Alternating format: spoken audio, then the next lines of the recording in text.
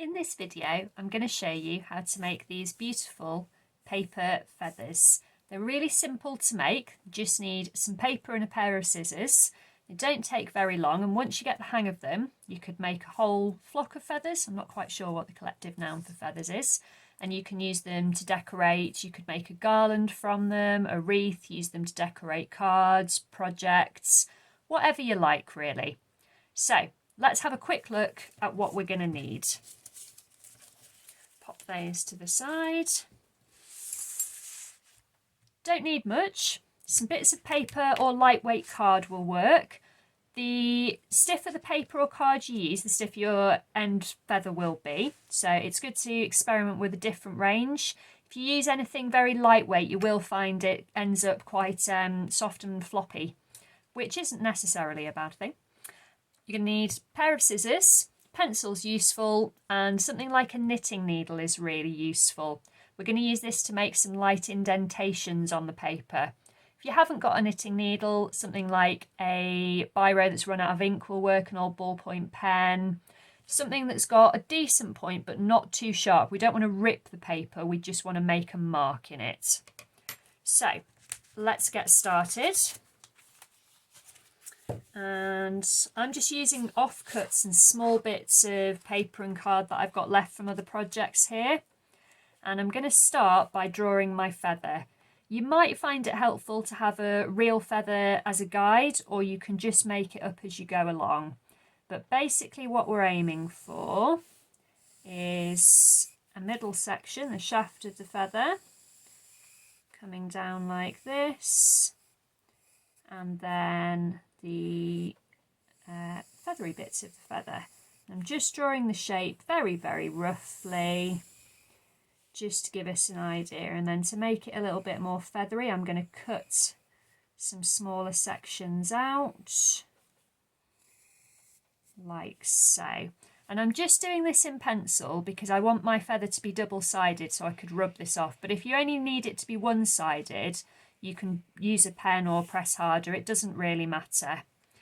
Once you're happy with your feather shape, what we need to do is we need to score along the lines that make up the middle section of the feather, and that's where the knitting needle comes in. So what I'm doing is I'm pressing really hard because I want to make a nice deep indentation, and I'm just following that line that I've drawn.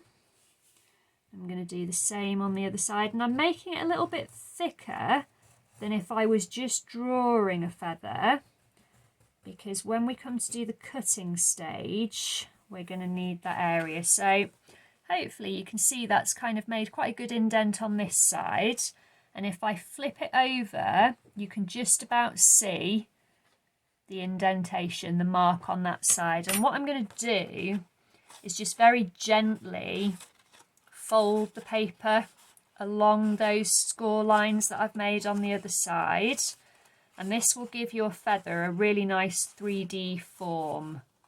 So I'm just gently bending it just so that it creases along where I've made that indentation on the back. You can start to see that's making quite a good form now. So my next job is to get my scissors and to cut out the feather shape.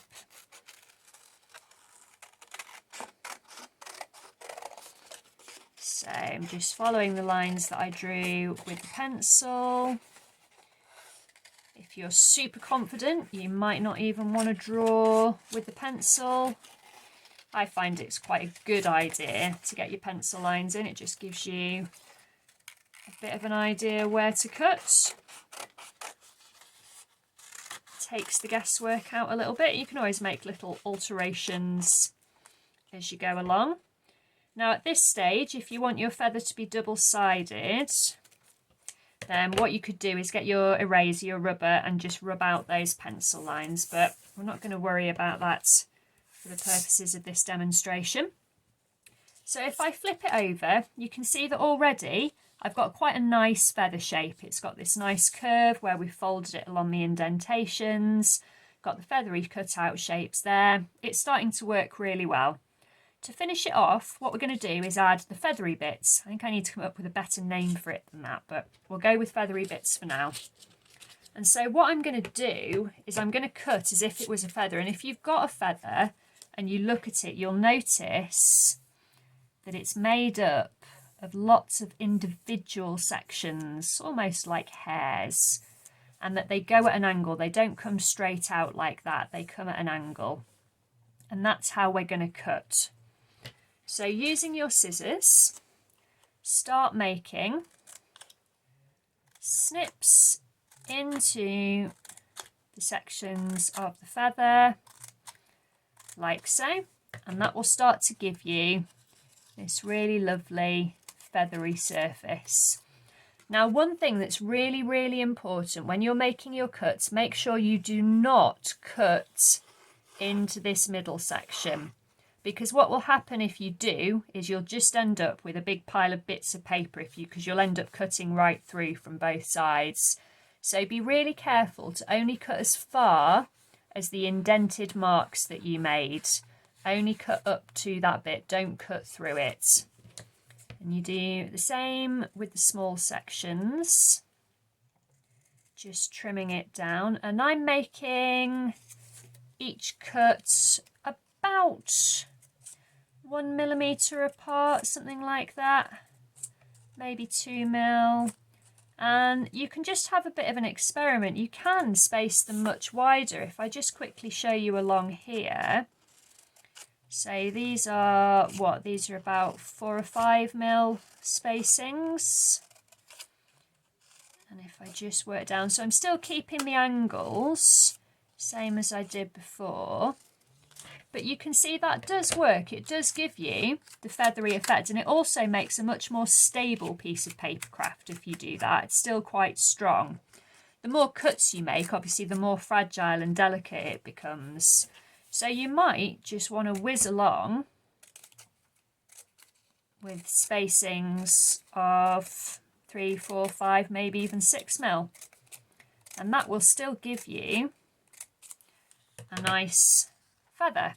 But what I like to do, as I mentioned before, is to get them a bit finer. So I'm going to take them down like so. And I'm just going to work my way along.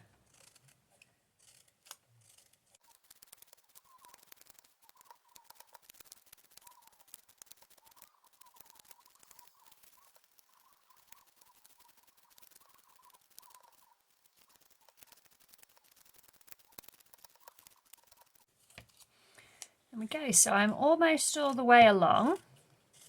Just got these last few sections. And because I've made quite a lot of cuts now, it is becoming a bit more delicate, which, as I say, is something I quite like. But if you want it to be a bit more stable, just don't make as many cuts. And starting to look really quite feathery. And what you can do once you get to this point is you can kind of curl some of the bits up and over, a bit more like a real feather. You can also just emphasize those lines that we made, those indentations we made at the very start. Again, and all I'm doing is I'm just gently pressing the paper because it naturally wants to fold along that indentation because we've bent the fibres there. There we go. And that just gives it a really nice 3D effect. And I think these look really effective hung up. So you could make garlands and things like that with them. But they're really quick and easy to make, nice and simple. You could easily make a whole bunch in an afternoon and then have fun deciding what to do with them.